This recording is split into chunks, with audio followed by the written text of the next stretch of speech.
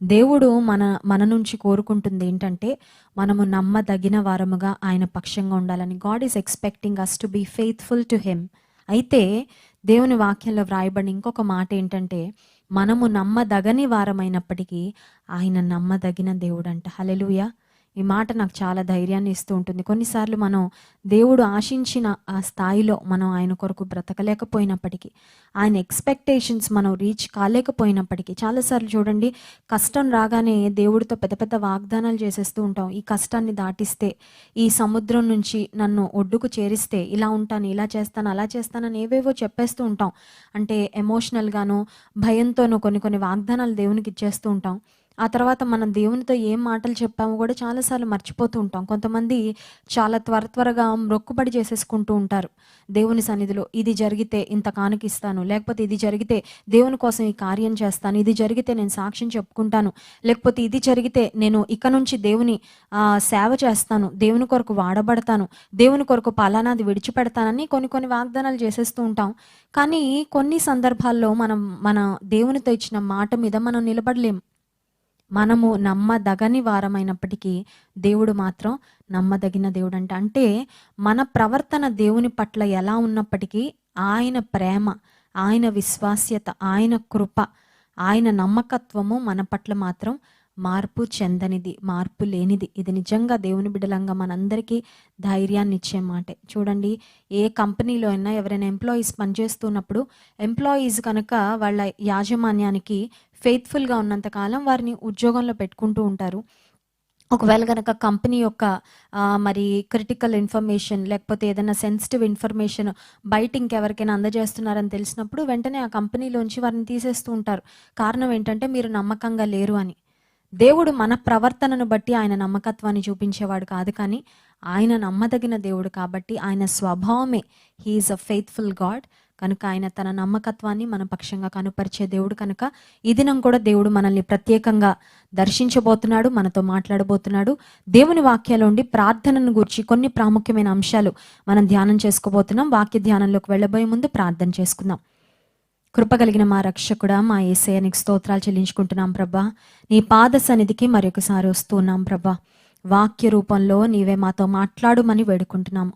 నీ వాక్యమే నన్ను బ్రతికించెను, నా బాధలలో నాకు నెమ్మది కలుగచేసినని దైవజనుడు సెలవిచ్చిన విధంగా ప్రభా, మమ్మల్ని నీ వాక్కు ద్వారా బ్రతికించమని వేడుకుంటున్నామయ్యా. Lord, sustain us through your word. నీ వాక్యము ద్వారా మమ్మల్ని జీవింప చేయండి ప్రభా.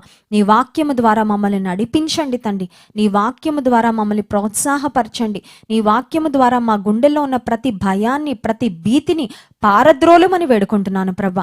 నీ వాక్యము జీవమైనది కనుక స్తోత్రాలు.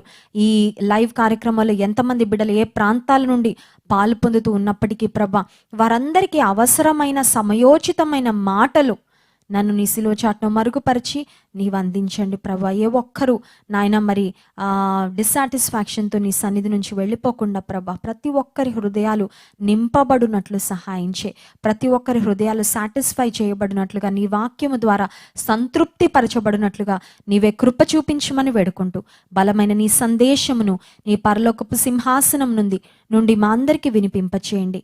నన్ను సంపూర్ణంగా నీ సిలువ చాటును మరుగుపరచండి. నీ నోటి బురగా వాడుకోనండి. యేసు నామమున ప్రార్థిస్తున్నాం తండ్రి, ఆమేన్. నిన్నటి దినాన ప్రార్థన గురించి అనేకమైన శ్రేష్టమైన అంశాలు మనం జ్ఞాపకం చేసుకున్నాం. మన ప్రార్థనకు జవాబు రావాలంటే మన ప్రార్థనతో ఏవి జోడించబడాలో, ఏవి కలవాలో నిన్నటి దినం మనం ధ్యానం చేసుకున్నాం. ఒకవేళ నిన్న fasting and revival prayer day 1 మీరు మిస్ అయినట్లయితే ఇదే యూట్యూబ్ ఛానల్లో ఆ లింక్ ఉంది, మీరు వెళ్ళి ఆ సందేశాన్ని చూడొచ్చు. ఈరోజు కూడా ప్రార్థన గురించి కొన్ని ప్రాముఖ్యమైన అంశాలు మీ జ్ఞాపకం చేసి, ఆ తర్వాత మరి దైవజనులు జాన్ వెస్లీ గారికి సమయాన్ని అప్పగించాలని ఆశపడుతున్నాను. ప్రతి ఉదయకాల సమయంలో లేవగానే మనం చేసే దినచర్య మరి తినడం, త్రాగడం, ఊపిరి తీసుకోవడం, నడవడం, మాట్లాడడం, ఇవన్నీ క్యాజువల్గా జరిగిపోతూ ఉంటాయి. అయితే మన జీవితంలో ప్రార్థన కొన్నిసార్లు ఎలా ఉంటుందంటే, ఒక బాక్స్లో ఒక ఫైర్ ఎక్స్టింగ్విషర్, మీరు ఫైర్ ఎక్స్టింగ్విషర్స్ చూసింటారు కదా, కొన్ని కొన్ని ఆఫీసెస్లో పెడుతూ ఉంటారు, ట్రైన్స్లో పెడుతూ ఉంటారు, కొన్ని బస్సెస్లో కూడా ఉంటూ ఉంటాయి. సో ఫైర్ ఎక్స్టింగ్విషర్స్ని ఒక గ్లాస్ బాక్స్లో పెట్టి అక్కడ పైన ఒకటి రాస్తారనమాట, break in case of emergency. అంటే ఏదన్నా అనుకోని సంఘటన జరిగితే, ఏదైనా ఫైర్ యాక్సిడెంట్ జరిగితే ఈ గ్లాస్ను బ్రేక్ చేసి అందులో ఫైర్ ఎక్స్టింగ్విషర్ తీసుకొని ఆ మంటలను మీరు ఆర్పచ్చు అని అక్కడ రాస్తూ ఉంటారు. లేకపోతే కొన్నిసార్లు ట్రైన్స్లో మనం ప్రయాణం చేస్తున్నప్పుడు, బస్సెస్లో జర్నీ చేస్తున్నప్పుడు అక్కడ ఒక విండో ఉంటుంది, ఎమర్జెన్సీ విండో అంటారు, లేకపోతే ఎమర్జెన్సీ డోర్. ఫ్లైట్లో కూడా ఎమర్జెన్సీ డోర్ మనకు కనబడుతూ ఉంటుంది. ఎమర్జెన్సీ డోర్ పక్కన కూర్చున్న వారికి మరి ఆ ఫ్లైట్లో ఉన్న అటెండెంట్స్ ముందే చెప్తారు, ఒకవేళ ఏదైనా ఎమర్జెన్సీ అయితే will you be able to help others, మీతో ఉన్న ప్యాసింజర్స్ను మీరు చక్కగా వారితో సహకరించడానికి మీరు సిద్ధమైన, ఈ డోర్ మీరు ఇలా తీయాల్సి ఉంటుంది, ఎమర్జెన్సీ వస్తే సడన్గా ఎమర్జెన్సీ ల్యాండింగ్ అయితే ఈ డోర్ మీరు ఇలా ఆపరేట్ చేయాలని ఆ ఫ్లైట్ అటెండెంట్స్ లేకపోతే క్యాబిన్ క్రూ చెప్తూ ఉంటారు. చాలాసార్లు మన జీవితంలో ప్రార్థన మన దినచర్యలో భాగంగా కాకుండా ఎమర్జెన్సీ టైంలో మనం వాడుకునే ఒక సాధనంలా ఉంటుంది. అవునంటారా కాదంటారా?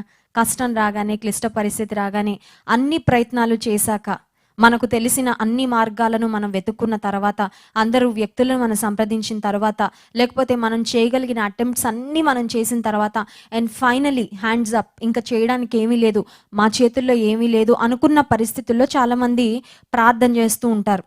కానీ prayer should not be our last resort. ఒక దైవజనుడు ఏమన్నాడంటే, ప్రార్థన అనేది నువ్వు ఆఖరిగా వచ్చే ఒక ప్రాంతంగా ఉండకూడదు, కానీ నీ జీవితంలో ఏ పరిస్థితి వచ్చినా మొట్టమొదటగా నువ్వు చేయాల్సింది ఏంటంటే ప్రార్థన. హల్లెలూయా. ప్రార్థన లాస్ట్ చేస్తే ఏమవుతుంది అని ఆలోచిస్తే టైం వేస్ట్ అయిపోద్ది, కన్నీళ్ళు వేస్ట్ అయిపోతాయి, ప్రయాస వృధా అయిపోతుంది, అనవసరంగా లేనిపోని కష్టం నువ్వు పడాల్సి వస్తుంది. అదే ప్రార్థన ముందే చేస్తుంటే ఖచ్చితంగా దేవుడు మనకి జవాబిస్తాడు. ఖచ్చితంగా జీవితంలో కార్యాలు త్వరగా జరుగుతూ ఉంటాయి. తగిన సమయంలో దేవుడు సమయోచితమైన సహాయాన్ని మనకు అనుగ్రహించేవాడు. కనుక మన జీవితంలో మనం గుర్తుపెట్టుకోవాల్సింది ఏంటంటే, ప్రార్థనను ఎప్పుడు మన లాస్ట్ రిసార్ట్గా మనం ఉంచుకోకూడదు. కానీ ఏ పరిస్థితి వచ్చినప్పటికీ మొట్టమొదటిగా దేవుని సన్నిధిలో ఒక అప్లికేషన్ పెట్టేయడం. వెంటనే ఒక అప్లికేషన్ దేవుని సన్నిధిలో పెడితే దేవుడు మన ప్రార్థనకు జవాబిస్తాడు. ఏ కుటుంబాన్నైనా మనం చూస్తే భార్యాభర్తలు మాట్లాడుకోకుండా we are having a very happy and successful marriage అని చెప్పారనుకోండి, ఖచ్చితంగా అదొక అబద్ధం అవుతుంది. ఒకరితో ఒకరు మాట్లాడుకోకుండా సక్సెస్ఫుల్ మ్యారేజ్, హ్యాపీ మ్యారేజ్ ఎలా కలిగి ఉంటారు? అలాగే నేను ఒక స్ట్రాంగ్ క్రిస్టియన్ అండి, నేను ఒక మంచి విశ్వాసనండి. కొంతమంది చెప్తుంటారు పుట్టుకతో క్రైస్తవులం అండి. అంటే క్రైస్తవ కుటుంబంలో పుట్టినంత మాత్రాన మనం క్రైస్తవులు అవ్వం. క్రైస్తవుడు ఎప్పుడవుతాడంటే, ఏ వ్యక్తి అయినా యేసుక్రీస్తు ప్రభువును స్వంత రక్షకునిగా అంగీకరించినప్పుడు. ఇప్పుడు చూడండి, మన అమ్మ అన్నం తింటే మన కడుపు నిండుతుందా? నిండదు కదా. మన అమ్మ అన్నం తింటే మన కడుపు నిండదు. మన తల్లిదండ్రులు 10th క్లాస్ లేకపోతే గ్రాడ్యుయేషన్, పోస్ట్ గ్రాడ్యుయేషన్ చదివినంత మాత్రాన మనకి వారి క్వాలిఫికేషన్ రాదు. అలాగే రక్షణ కూడా వ్యక్తిగతమైనది. Salvation is a personal experience. యేసుక్రీస్తు ప్రభుతో నీవు వ్యక్తిగతంగా ఒక సంబంధాన్ని కలిగి ఉండాలి. నీవు నీ పాపాలను దేవుని సన్నిధిలో ఒప్పుకొని పశ్చాత్తాపడి ఆయన బిడ్డగా మారినప్పుడు నీవు క్రైస్తవుడు అవుతావు. కనుక నేను ఒక మంచి క్రైస్తవునండి, బలమైన క్రైస్తవునండి, శక్తి కలిగిన విశ్వాసనండి, 10 సంవత్సరాల నుండి యేసు ప్రభుని వెంబడిస్తున్నాను, 10 సంవత్సరాల నుంచి మందిరానికి వెళ్తూ ఉన్నాను అని చెప్తూ, ఒకవేళ నువ్వు ప్రార్థన అనుభవం లేని విశ్వాసిగా ఉన్నట్లయితే అది ఎలా ఉంటుందంటే, ఇందాక చెప్పాను కదా, భార్యాభర్తలు మేము అసలు మాట్లాడుకోం కానీ మాది చాలా సక్సెస్ఫుల్ మ్యారేజ్ అని చెప్పినట్లు ఉంటుందన్నమాట. యేసు ప్రభుతో మాట్లాడకుండా, దేవునితో సహవాసం చేయకుండా, ప్రార్థనలో దేవునితో ముచ్చటించకుండా నీవు ఒక శక్తి కలిగిన క్రైస్తవునివి అని చెప్పుకుంటున్నట్లయితే, ఒక క్రైస్తవునివి అని చెప్పుకుంటున్నట్లయితే అది ఖచ్చితంగా కరెక్ట్ కాదు. ప్రార్థన విషయంలో మనకు ఒక గ్రేటెస్ట్ ఇన్స్పిరేషన్ బైబిల్ గ్రంథంలో ఎవరైనా ఉన్నారా అని మనం ఆలోచిస్తే, మన జీవితాల్లో అన్ని సమయాల్లో, అన్ని సందర్భాల్లో the greatest inspiration for all of us is Jesus Christ. మనందరికి ఒక రోల్ మోడల్, మనందరికీ ఒక ఇన్స్పిరేషన్, ఒక ఊరట, లేకపోతే ఒక మంచి మరి అడుగుజాడలను విడిచిపెట్టి వెళ్ళిన వారు ఎవరైనా ఉన్నారంటే అది యేసుక్రీస్తు ప్రభువే. యేసుక్రీస్తు ప్రభు ఈ లోకంలో 33.5 సంవత్సరాలు ఆయన బ్రతికితే, 30వ సంవత్సరం నుండి 33.5 సంవత్సరాలు అంటే 3.5 years ఆఫ్ హిస్ లైఫ్ యేసుక్రీస్తు ప్రభు పబ్లిక్ మినిస్ట్రీ చేసినట్లు దేవుని వాక్యంలో మనం చూస్తాం. సో 3.5 సంవత్సరాలు యేసు ప్రభు సేవ చేసిన దినాల్లో ఆయనను బహుజన సమూహములు వెంబడిస్తూ ఉండేవారు. People followed him. ఆయనకున్నంత క్రౌడ్ ఫాలోయింగ్ ఇంకెవరికీ లేదు ఖచ్చితంగా. ఎందుకంటే ఆయన చేసే అద్భుతాలు, ఆయన చెప్పే మాటలు, ఆయన చేసే సూచక క్రియలు, వాటన్నిటిని చూడాలని, అద్భుతాలు పొందుకోవాలని వ్యాధిగ్రస్తులు ఎంతోమంది వస్తూ ఉండేవారు. వారితో పాటు వారి కుటుంబీకులు వస్తూ ఉండేవారు. కొంతమంది ఆయన చెప్పే వాక్యము వినడానికి వస్తూ ఉండేవారు. కొంతమంది ఏమో ఆయనలో తప్పులు పట్టాలని వస్తూ ఉండేవారు. ఏదేమైనప్పటికీ యేసుక్రీస్తు ప్రభువును బహుజన సమూహములు వెంబడించేవారని దేవుని వాక్యం సెలవిస్తుంది. అంత బిజీగా ఉన్న యేసుక్రీస్తు ప్రభు, he came to earth on a mission. యేసు ప్రభు ఈ లోకంలో ఒట్టిగా పుట్టలేదు కదండి. ఆయన ఒక ఉద్దేశంతో పుట్టాడు. ఆయన కారణ జన్ముడు. ఆయన ఈ లోకంలో పుట్టిందే మనందరిని రక్షించడానికి, మనందరి కొరకు శిలువ మీద బలియాగం చేయడానికి ఆయన ఈ లోకంలో పుట్టారు. అయితే ఆయన అంతమంది ప్రజలు వెంబడిస్తున్నా, ఆయనతో ఎప్పుడు 12 మంది శిష్యులు ఆయనతో ఉన్నప్పటికీ యేసుక్రీస్తు ప్రభు ప్రతి సమయంలో, ప్రతి సందర్భంలో he took time for prayer. ప్రార్థన కొరకు యేసు ప్రభు సమయాన్ని తీసుకున్నారు. ఈ మాటను మళ్ళీ ఒకసారి చెప్తాను. ప్రార్థన కొరకు సమయాన్ని తీసుకున్నారు. He redeem time for prayer. మనలో కూడా చాలామంది చెప్తూ ఉంటాం, ప్రార్థన చేయాలని ఉంటుంది కానండి, ప్రార్థన చేయడానికి సమయం లేదండి. ఎవ్వరికీ లేదు సమయం. అందరూ బిజీయే. We all are busy. చిన్నపిల్లలు బిజీ, పెద్దవాళ్ళు బిజీ, మధ్య వయస్కులు బిజీ, పురుషులు బిజీ, స్త్రీలు బిజీ, అందరూ బిజీయే. కానీ యేసుక్రీస్తు ప్రభు అంత బిజీ పర్సన్ అయినప్పటికీ, అంత క్రౌడ్ ఫాలోయింగ్ ఆయనకు ఉన్నప్పటికీ, రోజంతా అనేక ప్రాంతాలు, అనేక మైళ్ళు పాదాలు మరి కాళ్ళతో ఆయన సంచారం చేస్తూ సేవ చేసినప్పటికీ యేసుక్రీస్తు ప్రభు ప్రార్థన చేయడానికి సమయాన్ని తీసుకున్నారు. లూకా సువార్త 6వ అధ్యాయము 12వ వచనాన్ని ఒకసారి చదువుకుందాం. చూడండి, లూకా సువార్త 6వ అధ్యాయము 12వ వచనం. యేసుక్రీస్తు ప్రభువారి యొక్క ప్రార్థన అనుభవం గురించి ఈ వచనంలో మనం చూస్తాం. ఆ దినముల యందు ఆయన ప్రార్థన చేయుటకు కొండకు వెళ్ళి దేవుని ప్రార్థించుట యందు రాత్రి గడిపెను. He spent all night in prayer. దేవునితో మాట్లాడడానికి, తండ్రితో మాట్లాడడానికి డే అంతా బిజీ, డే అంతా ప్రయాసపడ్డారు, డే అంతా కష్టపడ్డారు. కానీ నైట్ టైంలో, రాత్రంతా ప్రార్థన చేసినట్లు వాక్యంలో మనం చూస్తున్నాం. Was there a day in your life where you spent a night in prayer? నీ జీవితంలో రాత్రి ప్రార్థనలో గడిపిన అనుభవాలు ఉన్నాయా? రోజంతా అలసిపోతే ఇంకా రాత్రి ప్రార్థన చేయడానికి ఓపిక ఎక్కడ ఉంటుందండి? నిద్ర వచ్చేస్తూ ఉంటుంది, శరీరం అలసిపోతూ ఉంటుంది. కరెక్టే. యేసుప్రభు అలసిపోలేదా? యేసుప్రభు ప్రయాసపడలేదా? యేసుప్రభు బహు ప్రాంతాలు, అనేకమైన ప్రాంతాలు ఆయన తిరగలేదా? Jesus was also exhausted. మనకైనా ఇళ్ళున్నాయి. ఒకవేళ సొంత ఇల్లు లేకపోతే మరి గవర్నమెంట్ వాళ్ళు చాలామందికి ఇళ్ళు కట్టిస్తూ ఉన్నారు. So we have places to live. నక్కలకు బొరియలున్నవి, ఆకాశ పక్షులకు గూళ్ళున్నవి, కానీ మనుష్య కుమారునికి తలవాల్చుకుంటకైనను స్థలము లేదని యేసుప్రభు సెలవిచ్చారు. He didn't even have a place to live. ఆయన ఉండడానికి ఒక పర్మనెంట్ హౌస్ కూడా ఆయనకు లేదండి. అయినప్పటికీ యేసుక్రీస్తు ప్రభు నిద్రకు ప్రాధాన్యత ఇవ్వలేదు, కానీ తండ్రితో సహవాసం చేయడానికి, తండ్రితో మాట్లాడడానికి ఆయన సమయాన్ని వెచ్చించారు. నేను అంటాను, కంఫర్టబుల్గా ఉన్నప్పుడు మనం చేసే ప్రార్థన కంటే ఎక్స్ట్రా ఎఫర్ట్తో, పెయిన్తో మనం చేసే ప్రార్థన ఉంది చూసారా, అది నిజంగా దేవుని పట్ల మనకున్న ప్రేమను చూపిస్తుంది. నీకు అన్నీ బాగున్నప్పుడు, అన్నీ కంఫర్టబుల్గా ఉన్నప్పుడు, సమయం ఉన్నప్పుడు సమయం తీసుకొని ప్రార్థన చేయడం గొప్పతనం కాదు. కానీ నీవు బాగా బిజీగా ఉన్నప్పుడు, బాగా అలసిపోయినప్పుడు, బాగా నిస్సహాయకరమైన పరిస్థితిలో ఉన్నప్పుడు నువ్వు చేయాల్సింది ప్రార్థన. ఒక దైవజనుడు ఏమంటాడంటే, ఈరోజు నాకు ఎక్కువ పనులు ఉన్నాయి చేయడానికి. Today I have too many things on my list. నా లిస్ట్లో చాలా చాలా పనులు ఉన్నాయి, అందుకే నేను ఎక్కువ సమయం ప్రార్థన చేయాలనుకుంటున్నాను అని. మనం ఏమంటాం, ఈరోజు ఎక్కువ పనులు ఉన్నాయి కాబట్టి ఈరోజు మైనస్ ప్రేయర్, ప్రార్థన డిలీట్ చేసేస్తాను నా లిస్ట్లోంచి. I don't have time for prayer because I have so many other things to do అని మనం అనుకుంటూ ఉంటాం. కానీ ఆ దైవజనుడు అంటాడు, ఎక్కువ పనులు ఉన్నాయి కాబట్టి ఎక్కువ సమయం నేను ప్రార్థన కొరకు వెచ్చిస్తాను. ఒక తండ్రి, చక్కని ప్రార్థనాపరుడైన తండ్రి, ఆయన తన కుమార్తె వద్దకు అమెరికా దేశంలో వెళ్ళడానికని చాలా రోజుల నుంచి ఎదురు చూసి లాస్ట్కి ఫ్లైట్ టికెట్స్ బుక్ చేసుకున్నాడు. ఆ ప్రయాణం కొరకు దాదాపు చాలా దినాల నుండి ప్రార్థన చేస్తున్నాడు. ప్రభా, పలానా రోజున నేను నా కుమార్తె వద్దకు వెళ్ళాలి. I'm preparing for it. నాకు మంచి ప్రయాణం దయచే, ఫ్లైట్కి నేను టైంకి వెళ్ళాలి, నేను చక్కగా నా కుమార్తెను చేరుకోవాలి, ఆ రోజు నేను చక్కగా నా ఫ్యామిలీతో గడపాలి, నా బిడ్డలతో గడపాలని ఆయన చాలా రోజుల నుంచి ప్రార్థనలు పెట్టుకుంటున్నారు. పెద్ద వయసు వారు చూడండి, వారికి ప్రయాణాలంటే కొంచెం టెన్షన్గా ఉంటుంది. వాళ్ళకి ప్రయాణాలంటే ఓ నెల రోజుల నుంచి మెంటల్గా ప్రిపేర్ అయిపోతూ ఉంటారు, సామాన్లన్నీ సర్దేసుకుంటూ ఉంటారు. యవనస్తులా ఉండదు. సో ఈ పెద్ద వయసులో ఉన్న తండ్రి తన కుమార్తె వద్దకు వెళ్ళడానికి he has been praying and he has been preparing for a long time. చాలా సమయం నుండి, చాలా కాలం నుండి ప్రార్థన చేసుకుంటూ సిద్ధపడుతూ ఉన్నాడు. సరే, కరెక్ట్గా మరి తన ఫ్లైట్ బుక్ చేసుకున్నాడు. బుక్ చేసుకున్న తర్వాత ఉదయకాల సమయంలో లేచాడు. ఉదయకాలమే తను ఫ్లైట్ ఎక్కాలి. సో ఉదయకాల సమయంలో లేచిన తర్వాత చాలా త్వరగా ముందే లగేజ్ సర్దేసుకొని ఉన్నాడు కాబట్టి ఇంట్లోంచి బయటపడ్డాడు. కార్ ఎక్కాడు. He was driving his car. దారిలో ప్రతి దగ్గర సిగ్నల్ పడుతూనే ఉంది. ప్రతి దగ్గర ఇతని ప్రయాణం డిలే అవుతూనే ఉంది. సరే, ఎయిర్పోర్ట్కి చేరుకున్నాడు, కానీ అక్కడ కూడా చాలా పెద్ద క్యూ ఉంది. పెద్ద క్యూ ఉండడంతో ఇతను ఫ్లైట్ మిస్ అయిపోయాడు. ఫ్లైట్ మిస్ అయిన తర్వాత మళ్ళీ కుమార్తె దగ్గరకు వెళ్ళడానికి ఇమ్మీడియట్గా ఆ రోజు కానీ ఆ తర్వాత రోజు కానీ ఫ్లైట్స్ లేవు. చాలా నిరుత్సాహంతో, చాలా కృంగుదలతో, దేవా నేను ఇన్ని రోజుల నుంచి ప్రార్థన చేసుకుంటూ వచ్చాను, ఇన్ని రోజుల నుంచి సిద్ధపడుతూ వచ్చాను, ఇంత కష్టపడి డబ్బులు పోగేసుకొని నా కుమార్తె వద్దకు వెళ్ళడానికి ఫ్లైట్ టికెట్ బుక్ చేసుకున్నాను, బట్ వై దిస్ డిసప్పాయింట్మెంట్? ఎందుకు ఇలా జరిగింది? నేను టైంకే బయలుదేరి వెళ్ళాను కదా. పరిస్థితులన్నీ మరి నిన్ను ప్రేమించే వారికి మేలు కొరకై సమస్తము సమకూడి జరుగునని నీ వాక్యంలో ఉంది, కానీ అన్నీ నాకు వ్యతిరేకంగా జరిగినట్లు అనిపిస్తున్నాయి ఏంటి అని చాలా డిసప్పాయింటెడ్గా కృంగుదలతో వచ్చి ఇంట్లో కూర్చున్నాడు.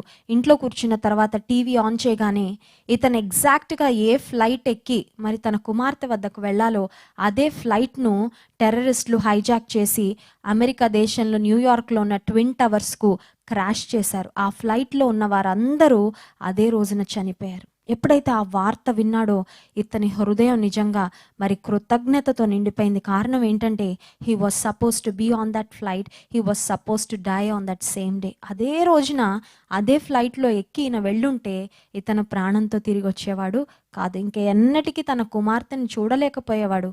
అప్పుడు దేవుని స్తుతించాడు, అయ్యా నా జీవితంలో జరిగిన ఈ ఆలస్యం, నా జీవితంలో జరిగిన ఈ చిన్న సంఘటనలో నేను చాలా నిరుత్సాహపడిపోయాను, కృంగిపోయాను, అపార్థం చేసుకున్నాను, దేవుడు ప్రార్థన వినలేదేంటి అనుకున్నాను. కానీ ఇప్పుడు నాకు అర్థమవుతుంది, నా ప్రార్థన వృధాగా పోలేదు. నా ప్రార్థన నువ్వు విన్నావు, నా ప్రార్థనకు నువ్వు జవాబిచ్చావు, నాకు మేలే చేసావు కానీ నాకు కీడు చేయలేదని దేవుని స్తుతించాడు. ఎందుకు ఈ మాటలు చెప్తున్నానంటే, ప్రయాసపడి నువ్వు ప్రార్థన చేస్తున్నావేమో, అనేక నెలల నుండి, అనేక సంవత్సరాల నుండి ఏదైనా అంశం కొరకు ప్రార్థన చేస్తూ ఇంకా ఎందుకు డిలే అవుతుంది, ఇంకా ఎందుకు ప్రార్థనకు జవాబు రావడం లేదు, నేను ఆశిస్తుంది ఒకటైతే మరొకటి జరుగుతుంది ఏంటని నిరుత్సాహపడుతున్నావేమో.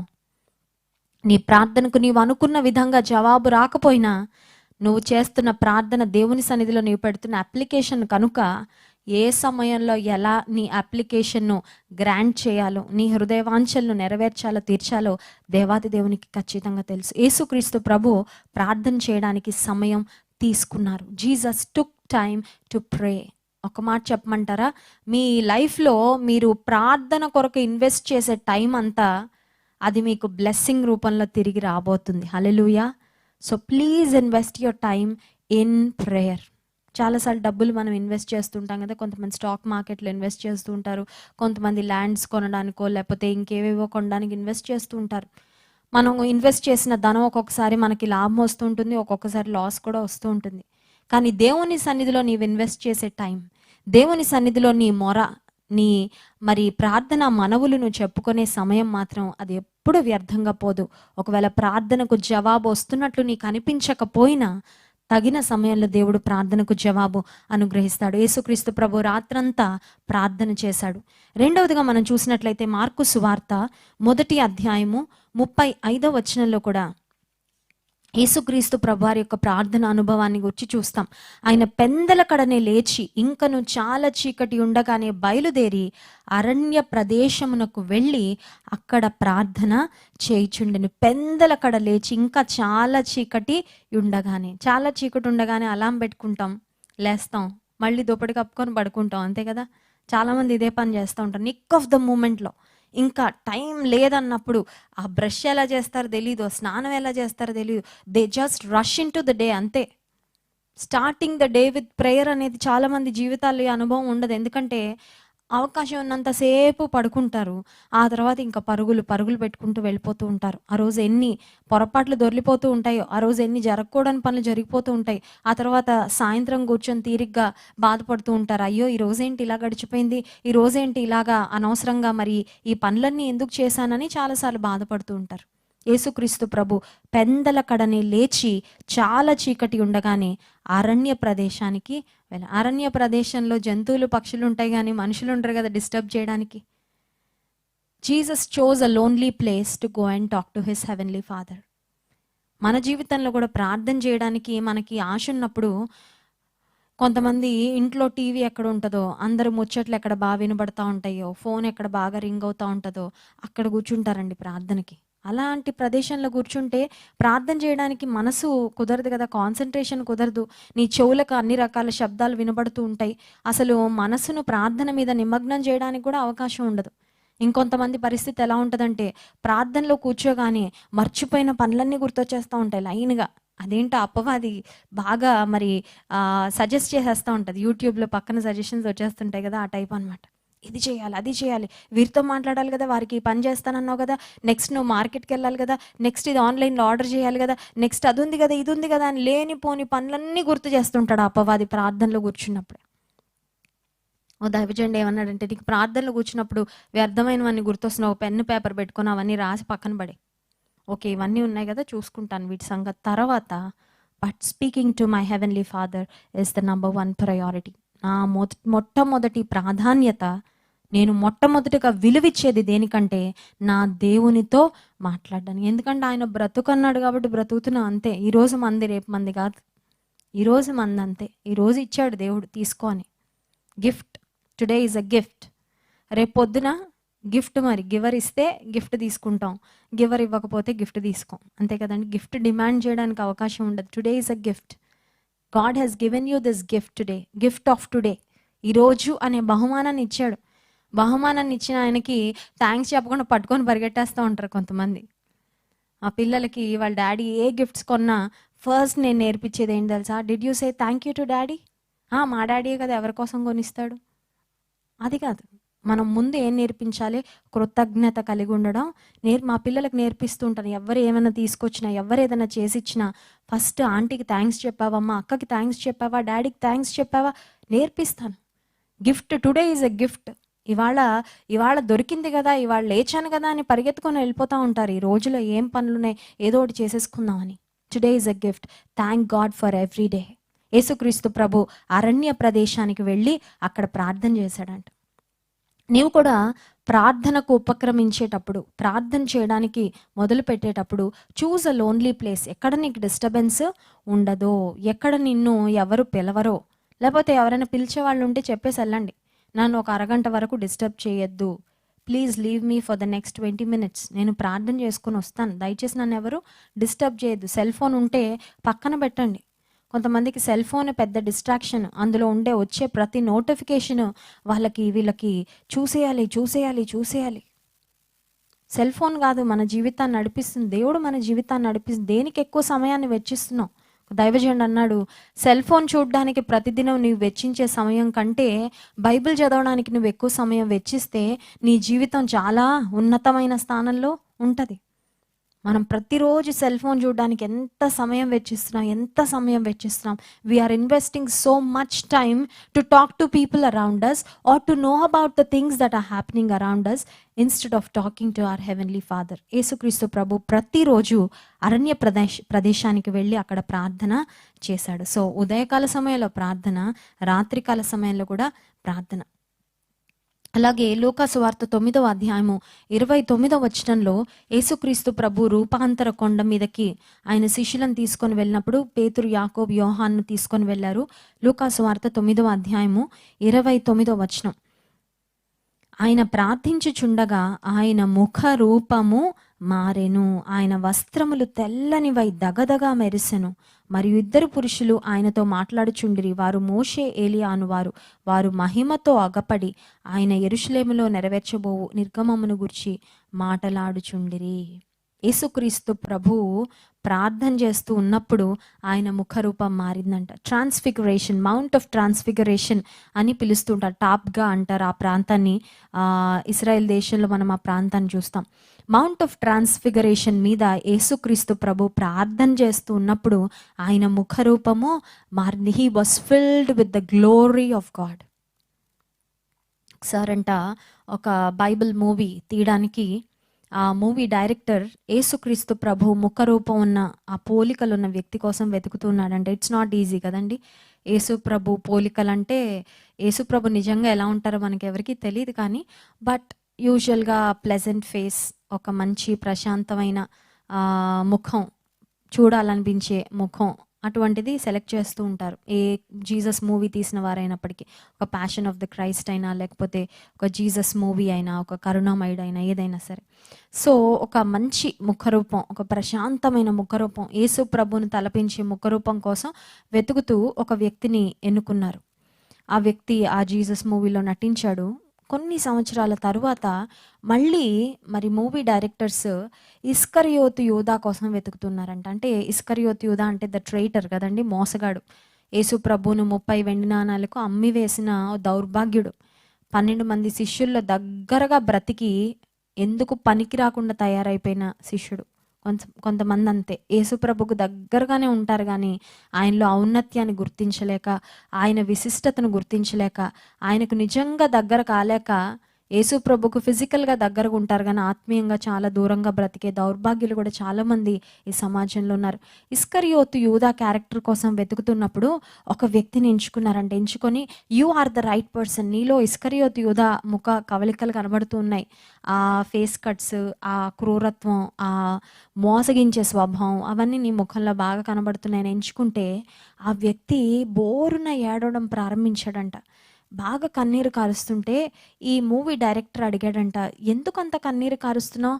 నీకు మూవీలో ఒక మంచి రోల్ ఇచ్చాం కదా, నీకు డబ్బులు ఇస్తాం కదా యాక్టింగ్ చేసినందుకు, why are you so sad అని అడిగితే ఆ వ్యక్తి అన్నాడంట, కొన్ని సంవత్సరాల క్రితం మరొక మూవీలో జీసస్ కోసం నన్ను సెలెక్ట్ చేశారు, but few years down the line, కొన్ని సంవత్సరాలు గడిచే ఇప్పుడు నన్ను ఇస్కరియోతు యూదాకి సెలెక్ట్ చేశారు. నాకు చాలా చాలా బాధగా ఉంది. కారణం ఏంటంటే ఒకప్పుడు ఇతనిలో ఉన్న ప్రశాంతత ఇప్పుడు లేదు, ఒకప్పుడు ఇతనిలో ఉన్న ఆ దైవికమైన వర్చస్సు ఇప్పుడు లేదు. బహుశా మరి దేవునికి దూరం అయిపోయాడేమో, అతని ముఖంలో కూడా ఆ దైవికమైన కళ, లేకపోతే ఆ దేవుని యొక్క మహిమ ప్రతిబింబించలేకపోయాడు. ఎందుకు ఈ మాటలు చెప్తున్నానంటే, యేసుక్రీస్తు ప్రభు ఆ రూపాంతర కొండ మీద, on the mount of transfiguration, as Jesus was praying, ఆయన వెలుగుతో కప్పబడినట్లు, ఆయన ముఖరూపము మారినట్లుగా, ఆయన వస్త్రాలు తెల్లనివై దగదగ మెరిసినట్లు దేవుని వాక్యంలో మనం చూస్తున్నాం. ప్రార్థించే ఏ విశ్వాసి ముఖమైన దగదగ మెరుస్తుందండి. I'm not talking about the colour of our skin, మన చర్మ రంగు గురించి నేను మాట్లాడడం లేదు.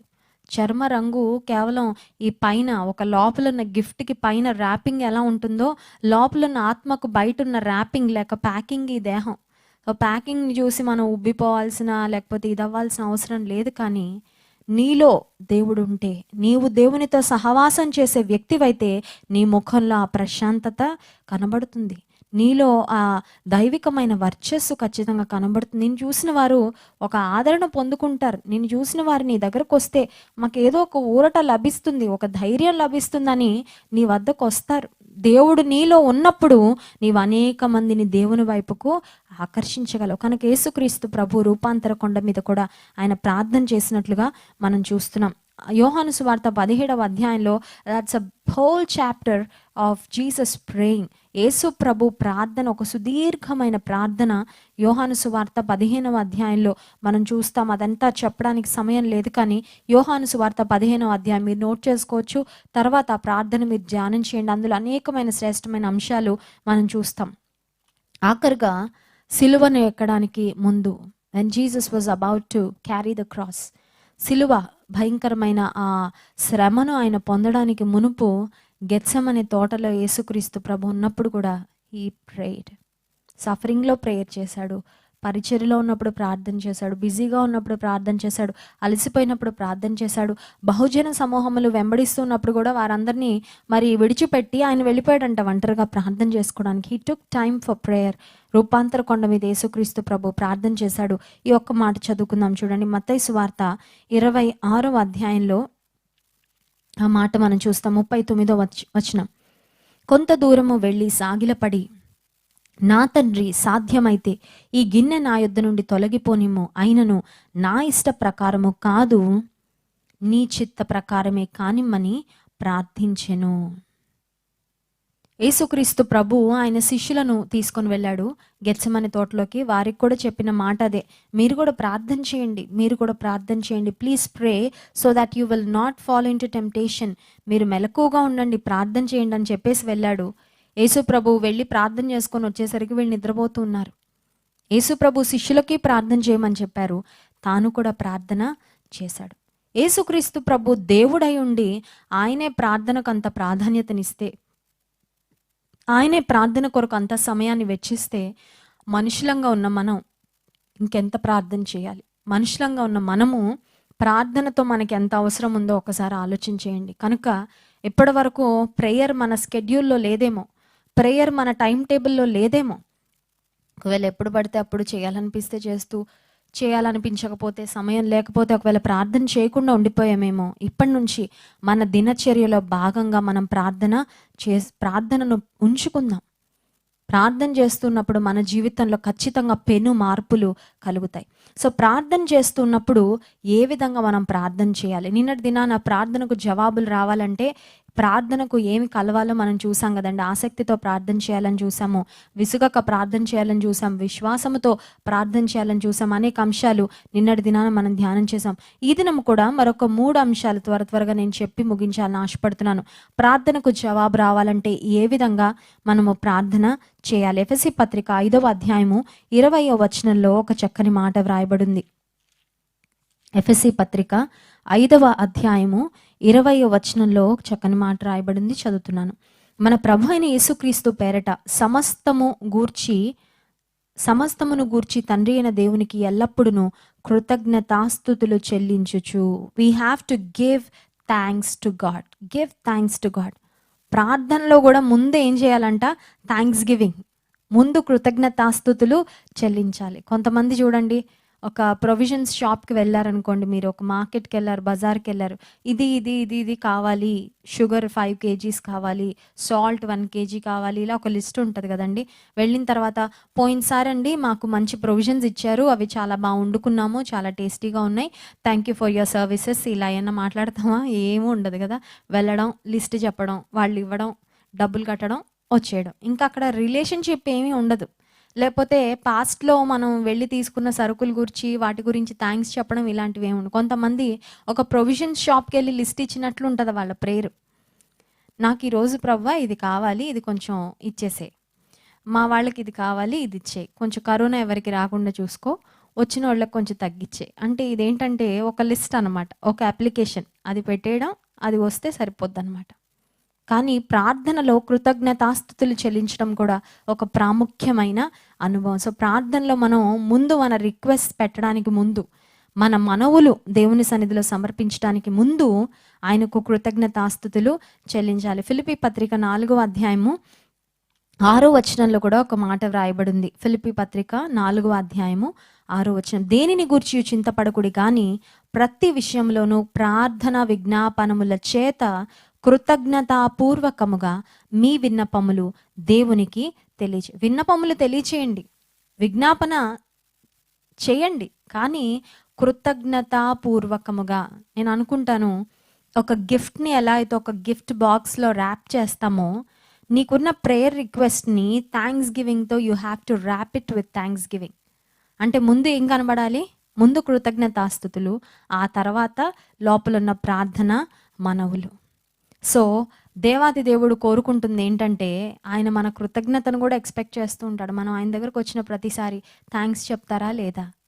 థ్యాంక్ఫుల్గా ఉంటారా లేదా? మనకి థ్యాంక్స్ అనేది డిక్షనరీలో పోయింది కొంతమందికి. ఎప్పుడు ఏది కావాలో అదే 99 ఉన్న 99ని గురించి థ్యాంక్స్ చెప్పడం ఉండదు కానీ ఆ ఒకటి ఏది లేదు అది ఇవ్వు అది ఇస్తావా చస్తావా, అది ఇవ్వకపోతే నువ్వు ఇంకెప్పుడు ఇస్తావు దేవా అలుగుతూ ఉంటారు కొంతమంది దేవుని మీద. పరలోకం నుండి దేవుడు 2 దేవదూతలను పంపించారంట 2 బ్యాగులు ఇచ్చి. ఒక దేవదూతనేమో ప్రైజ్ రిపోర్ట్ కలెక్ట్ చేయమన్నాడంట, థ్యాంక్స్ గివింగ్. ఇంకో దేవదూతనేమో ప్రేయర్ రిక్వెస్ట్లు కలెక్ట్ చేయమంటే సాయంత్రానికల్లా ఈ ప్రేయర్ రిక్వెస్ట్లు అనే బ్యాగుని చూసారా, అది మొత్తం ఓవర్లోడ్ అయిపోయి చిరిగిపోతుందంట, దానిలో హోల్స్ పడిపోయి. ఈ థ్యాంక్స్ గివింగ్ ప్రైజ్ రిపోర్ట్స్ అనే బ్యాగుని చూసారండి, దానిలో అసలు కనబడట్లేదంట, ఎక్కడో కింద ఉన్నాయంట. అంటే ప్రార్థించేవారు, వారి విన్నపాలు మనవులు చెప్పుకునేవారు ఎక్కువైపోయారు కానీ కృతజ్ఞతాస్తుతులు చెల్లించేవారు తక్కువైపోయారు. But there should be a balance. కృతజ్ఞత చెల్లించి ఆ తర్వాత నీ మనవులు దేవుని సన్నిధిలో సమర్పించినప్పుడు నీ కృతజ్ఞతను చూసి దేవుడు, నీ మంచి హృదయాన్ని చూసి దేవుడు తప్పకుండా నీకు మేలు చేస్తాడు. మొదటి తెస్సలోనిక పత్రిక 5వ అధ్యాయం 18వ వచనంలో కూడా ఉంటుంది, give thanks in all circumstances for this is the will of God అనే మాట మనం చూస్తాం. సో ప్రతి విషయమందు కృతజ్ఞతాస్తుతులు చెల్లించుడి, ఇది మీ విషయంలో దేవుని చిత్తము అనే మాట వాక్యంలో మనం చూస్తున్నాం. సో కృతజ్ఞత మనం చెల్లించినప్పుడు it is more like building a relationship with God. దేవునికి కృతజ్ఞతలు చెల్లించినప్పుడు ఆయనతో ఒక చక్కని సంబంధాన్ని మనం మెయింటైన్ చేసినట్లు. ఇంకోటి ఏంటంటే కృతజ్ఞత చెల్లించిన ప్రతిసారి మనలో ఒక తగ్గింపు వస్తూ ఉంటుంది, ఎందుకంటే ఆయన దానం ఇచ్చే దాత నేను పొందుకుంటున్న వ్యక్తినని. సో కృతజ్ఞత చెల్లించడం అనేది thanksgiving generates humility and thanksgiving also plays a crucial role in building a relationship with God. దేవునితో నీకు ఒక సంబంధం, ఒక తండ్రి కూతురు, ఒక తండ్రి కుమారుడు మధ్యలో ఉన్న రిలేషన్షిప్ డెవలప్ అవ్వడానికి కృతజ్ఞతాస్తుతులు చెల్లించడం అనేది సహాయపడుతుంది. రెండవదిగా మనం ఆలోచిస్తే ఏ ప్రార్థనలకు దేవుడు జవాబిస్తాడు అని ఆలోచిస్తే when you pray word based prayers, వాక్యానుసారమైన ప్రార్థనలు మనం చేసినప్పుడు దేవుడు మన ప్రార్థనకు జవాబు ఇస్తాడు. వాక్యానుసారమైన ప్రార్థనలు అంటే ఏంటంటే దేవుని వాగ్దానాలను ఎత్తి ప్రార్థన చేసినప్పుడు. వాగ్దానాలు దేవుడే చేశాడు కదా, దేవుడు చేసిన వాగ్దానాలను ఆయన నెరవేర్చడానికి బద్ధుడు. నువ్వు చేసావు కదా నాయన ఈ వాగ్దానం నాకు నెరవేర్చు అంటే ఖచ్చితంగా చేస్తాడు, ఎందుకంటే ఆయన మాట ఇచ్చాడు కాబట్టి. మాట ఇచ్చిన వాడు తప్పిపోడు, మాట తప్పిపోని దేవుడు కాబట్టి. So when we pray word based prayers, వాగ్దానాలను ఎత్తి ప్రార్థన చేసినప్పుడు, దేవుని వాక్యాన్ని ఎత్తి ప్రార్థన చేసినప్పుడు దేవుడు తప్పకుండా మన ప్రార్థనకు జవాబు ఇస్తాడు. ఒకసారి అంటే ఒక ఇంట్లో ఒక చిన్న పాపను వాళ్ళ డాడీ బాగా కొట్టారంట. ఏదో తప్పు చేసింది, పిల్లలు మరి డిసిప్లిన్ చేయాలి కదా, క్రమశిక్షణ చేయాలని వాళ్ళ నాన్నగారు బాగా కొట్టిన తర్వాత ఒక మూలకు వెళ్ళి కూర్చోమని చెప్పారంట, టైం అవుట్ ఇచ్చారు. సరే ఒక మూలకు వెళ్ళి కూర్చొని మూతి ముడుచుకొని ఏడుస్తుంది. లంచ్ టైం అయిపోయింది. వాళ్ళ మమ్మీ వచ్చి కొంచెం జాలిపడి ఇంకెప్పుడు ఇలా చేయకు, నువ్వు చక్కగా మాట వినాలి, ఒబీడియంట్గా ఉండాలి అని చెప్పి ఒక ప్లేట్ నిండా భోజనం పెట్టి ఇవ్వగానే ఆ అమ్మాయి గట్టిగా ప్రార్థన చేస్తుందంట, నా శత్రువుల ఎదుట నీవు నాకు భోజనం సిద్ధపరిచావు దేవానికి స్తోత్రాలని. అంటే 23వ కీర్తన కంఠ చేయించుంటారు, చిన్నప్పుడు అందరికీ నేర్పిస్తారు కదా పేరెంట్స్. సో మా నాన్నగారు నా ప్రధాన శత్రువు, ఎందుకంటే నన్ను కొట్టాడు కాబట్టి నా శత్రువులు ఎదుట నీవు నాకు భోజనం సిద్ధపరచావు. ఒక సహోదరు ఉంటుందండి, మరి హైదరాబాద్లో ఉన్నప్పుడు ఆ సహోదరు అప్పుడప్పుడు చర్చ్కి వస్తూ ఉండేవారు. చాలా గయ్యాలి అనమాట. ఆమె నోరు తెరిచిందంటే వీధంతా వినబడుతుంది. ఆవిడ బూతులు మాట్లాడిందంటే ఎవరు తట్టుకోలేరు, అందరు చెవులు మూసుకోవాలి. ఆవిడ ఒకసారి చర్చికి వచ్చి పాస్టర్ గారు నేను ఆరాధన చేస్తానండి అని చెప్పింది. అప్పుడు మా నాన్నగారు సో ఓకే అమ్మ ఆమెకి మైక్ పంపించండి అంటే మైక్ పంపిస్తే ఆమె ఆరాధన చేస్తుంది. నీవు సింహములను నాగుపాములను త్రొక్కేదమని వాగ్దానం చేశావు, నా భర్త ఒక సింహం, నా కోడలు నాగుపాములయ్యా, వాళ్ళని నేను త్రొక్కడానికి సహాయం చేయ ప్రభా అని ఇట్లా వాగ్దానాలు ఎత్తి ప్రార్థన చేస్తుంది. భర్త నీకు సింహమా, కోడళ్ళు నాగుపాములా, లేకపోతే కొడుకులు ఏమైనా చీతానా? చాలామంది చూడండి వాగ్దానాలను లేకపోతే వాక్యాన్ని ట్విస్ట్ చేసుకుంటూ ఉంటారు. వారి అవసరతల కొరకు వాటిని మరి ట్విస్ట్ చేసుకొని వాటిని ఎత్తి ప్రార్థన చేస్తే దేవుడు వినడు. యోహాను సువార్త 15వ అధ్యాయం 7వ వచనంలో చక్కని మాట ఉంటుంది, నా యందు మీరును మీ యందు నా మాటలను నిలిచి ఉండిన ఎడల మీకు ఏది ఇష్టమో అడగండి, అది నేను మీకు దయచేస్తాను. దేవునిలో మనం ఉంటే, దేవుని యందు మనం నిలిచి ఉంటే, ఆయన చిత్తములో మనం నిలిచి ఉంటే, వాక్యానుసారంగా మనం చేసే ప్రతి ప్రార్థనకు దేవుడు ఖచ్చితంగా జవాబును అనుగ్రహిస్తాడు. 3వ అంశం చెప్పి నేను ముగించాలని ఆశపడుతున్నాను. మొదటిది ప్రే విత్ థ్యాంక్స్ గివింగ్. కృతజ్ఞతాస్తుతులు చెల్లిస్తూ ప్రార్థన చేయాలి. రెండవదిగా ప్రే వర్డ్ బేస్డ్ ప్రేయర్స్, వాక్యానుసారమైన ప్రార్థనలు చేయాలి. మూడో అంశం చెప్పి నేను ముగిస్తాను, ప్రే విత్ హ్యూమిలిటీ, తగ్గింపుతో ప్రార్థన చేయాలి. సింపుల్గా మనకి అర్థమయ్యే రీతిలో చెప్పాలంటే, ఇప్పుడు ఒక పై అధికారిని ఎవరైనా వచ్చారు సహాయం కొరకు అర్థించడానికి. ఓయ్ సారు, ఇది కావాలి నాకు, కొంచెం రేపటి చేసి పెట్టకపోతే నీకు బాగాదు అన్నారు అనుకోండి. ఆ సార్ ఏమంటారు, అర్జెంటుగా ఈవిడిని బయట పంపించండి, don't let her enter in to my office అంటాడు. అంతే కదా.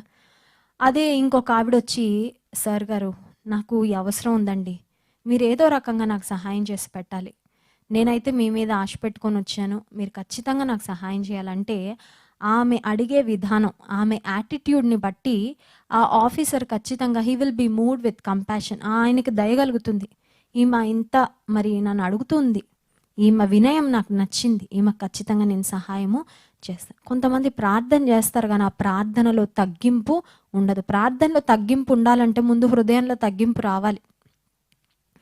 కొన్నిసార్లు ఎలా అంటే మనలో తెలియకుండానే గర్వం వచ్చేస్తూ ఉంటుంది, తెలియకుండానే అహంభావం, తెలియకుండానే ఐఎమ్ సంథింగ్, నేను మరి మామూలు వ్యక్తిని కాదు కదా అన్నట్లుగా కొన్నిసార్లు చిన్న చిన్న వాటిని చూసి మనల్ని మనం హెచ్చించుకుంటూ ఉంటాం. అలాంటప్పుడు గర్వ హృదయంతో మనం చేసే ప్రార్థన ఖచ్చితంగా దేవుడు వినడు. లూకాసు వార్త 18వ అధ్యాయంలో సుంకరి అలాగే పరిసయుడు ఇద్దరు ప్రార్థన చేయడానికి వచ్చారు.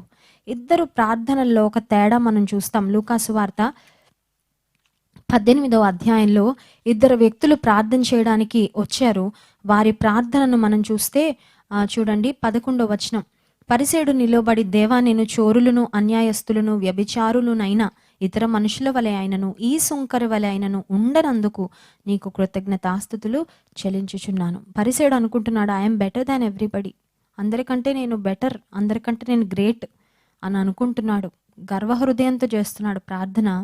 కానీ సుంకరి ఎలా ప్రార్థన చేస్తున్నాడంటే 13వ వచనం, అయితే సుంకరి దూరముగా నిలుచుండి ఆకాశము వైపు కన్నులెత్తుటకైనను ధైర్యము చాలక రొమ్ము కొట్టుకొనుచు, దేవా పాపినైన నన్ను కరుణించుమని పలికెను. అతని కంటే ఇతడు నీతిమంతుడుగా తీర్చబడి తన ఇంటికి వెళ్ళను అని చెప్తూ ఆ తర్వాత కంటిన్యూషన్, తన్ను తాను హెచ్చించుకొనివాడు తగ్గింపబడుననియు తన్ను తాను తగ్గించుకొనివాడు హెచ్చింపబడుననియు చెప్పాను. A dangerous place to be is a prideful condition. మన జీవితంలో డేంజర్ గ్రౌండ్లో మనం ఎప్పుడున్నామంటే గర్వంతో నింపబడినప్పుడు. గోదావరి బాగా మరి వరదలు వచ్చి బాగా వాటర్ లెవెల్ చాలా ఇంక్రీజ్ అయిపోయింది. ఆ గోదావరి ఒడ్డున ఉన్న ప్రాంతాలు లేకపోతే గ్రామాలకు అన్నిటికీ చాలా ప్రమాదం ఉంది. ఎందుకంటే ఎనీ టైం ఆ వాటర్ వచ్చి వారి ఇళ్లను ముంచేసే ప్రమాదం, వారి ప్రాణాలు పోయే అవకాశం ఉంటుంది. విశ్వాస జీవితంలో డేంజర్ గ్రౌండ్ ఏంటంటే when you are filled with pride. So ఎప్పటికప్పుడు మనల్ని మనం చెక్ చేసుకుంటూ, మనల్ని మనం జాగ్రత్తగా పరిశీలించుకుంటూ ఉండాలి, నాలో గర్వ స్వభావము వచ్చిందా. ఇక్కడ పరిసయుడు చేసిన ప్రార్థన ఏంటంటే, వారమునకు 2 మార్లు ఉపవాసము చేయొచ్చు, నా సంపాదన అంతట్లో 10వ వంతు చెల్లించుచున్నానని తనలో తాను ప్రార్థన చేయొచ్చు. తన ట్రాక్ రికార్డ్ అంతా చూస్తున్నాడు, నేనేంటి, I'm something, I have been doing a lot, నేను ఎవరు చేయనని పనులు నేను చేస్తున్నానని గర్విస్తూ ఉన్నాడు. కొంతమంది ప్రార్థనలో అంతే, దేవా నేను ఇది, నేను అది, నేను అంత చేశాను, ఇంత చేశాను, ఎంత చేసినా అయోగ్యులమైన చెడ్డదాసులమని చెప్పాలంట దేవుని సన్నిధిలో. నువ్విచ్చిన శక్తిని బట్టి, నీవిచ్చిన సామర్థ్యం బట్టి, నీవిచ్చిన కృపను బట్టి, నీవిచ్చిన అవకాశాలను బట్టి ఏదో చేయగలుగుతున్నాం కానీ ప్రభువా, దానిని బట్టి మేము గర్వించడానికి, దాన్ని బట్టి మేము గొప్పగా ఎంచుకోవడానికి ఏమాత్రం అవకాశం లేదు అని మనం తగ్గించుకున్నప్పుడు దేవుడు మన ప్రార్థనకు జవాబిస్తాడు. నా పేరు పెట్టబడిన నా జనులు తమ్మును తాము తగ్గించుకొని తమ చెడు మార్గములను విడిచి నన్ను వెతికితే నేను వారి దేశాన్ని స్వస్థపరుస్తాను, ప్రార్థన వింటానని దేవుడు జవాబిచ్చాడు. మనల్ని మనం తగ్గించుకొని, ఇందాక చెప్పినట్లు ఆ స్త్రీ ఎవరైతే ఒక రైట్ యాటిట్యూడ్ లేకుండా వెళ్ళి ఆఫీసర్ని అడిగిందో ఖచ్చితంగా ఆమె రిక్వెస్ట్ గ్రాంట్ అవ్వదు, రిజెక్టే. ఒకవేళ ఆఫీసర్కి చేయడానికి అవకాశం ఉన్నా కూడా he will just send her away because of her bad attitude. దేవుని సన్నిధికి వచ్చినప్పుడు కూడా తగ్గింపుతో రొమ్ము కొట్టుకుంటూ, అయ్యా పాపినైనా నన్ను కరుణించని సుంకరి ప్రార్థన చేసినట్లుగా మనల్ని మనం తగ్గించుకొని ప్రార్థన చేస్తే నిశ్చయంగా దేవుడు జవాబులు అనుగ్రహిస్తాడు. కనుక మీ కుటుంబాల్లో, మీ వ్యక్తిగత జీవితాల్లో ఏ ప్రార్థన అవసరతలు ఉన్నా కృతజ్ఞతాస్తుతులతో ప్రార్థన చేసినప్పుడు, తగ్గింపుతో ప్రార్థన చేసినప్పుడు, దేవుని వాగ్దానాలను ఎత్తి ప్రార్థన చేసినప్పుడు ఖచ్చితంగా దేవుడు మన ప్రార్థనకు జవాబు అనుగ్రహిస్తాడు. కళ్ళు మూసుకోండి, ప్రార్థన చేసుకుందాము. ఆ తర్వాత ఒక చిన్న పాట పాడుకున్న తర్వాత వెంటనే దైవజనులు జాన్ వెస్లీ గారు దేవుని వాక్యాన్ని మనకు అందిస్తారు. మహోన్నతుడైన మా దేవానికి వందనాలు. ప్రార్థన గురించి అనేకమైన అంశాలు మా జ్ఞాపకం చేసినందుకు స్తోత్రాలు ప్రభువా. నీవు దేవాతి దేవుడు అయిండు సహా ప్రార్థన చేసావు తండ్రి. ఉదయకాల సమయంలో వేకువజామున ప్రార్థన చేసావు, ఇంకా తెల్లవారకు ముందే ప్రార్థన చేసావు, రాత్రి కాలంలో రాత్రంతా ప్రార్థన చేసావు ప్రభా. నీ బిజీ స్కెడ్యూల్లో ప్రార్థన చేయడానికి ఎంతో సమయాన్ని తీసుకున్నావు ప్రభా.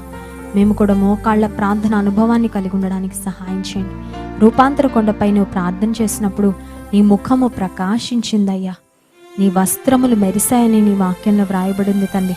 నీ మహిమతో మేము నింపబడాలంటే ప్రార్థన చేయాలని మా జ్ఞాపకం చేసినందుకు స్తోత్రాలు ప్రభా. కృతజ్ఞతతో ప్రార్థన చేయడం, నీ వాగ్దానాలు ఎత్తి ప్రార్థన చేయడం, తగ్గింపుతో ప్రార్థన చేయడం మాకు నేర్పించండి. మాలో ఉన్న హెచ్చించుకునే స్వభావాన్ని, మాలో ఉన్న గర్వ స్వభావాన్ని, మాలో ఉన్న నీకు అయిష్టమైన ప్రతి యాటిట్యూడ్ని నీ తీసివేయండి ప్రభా.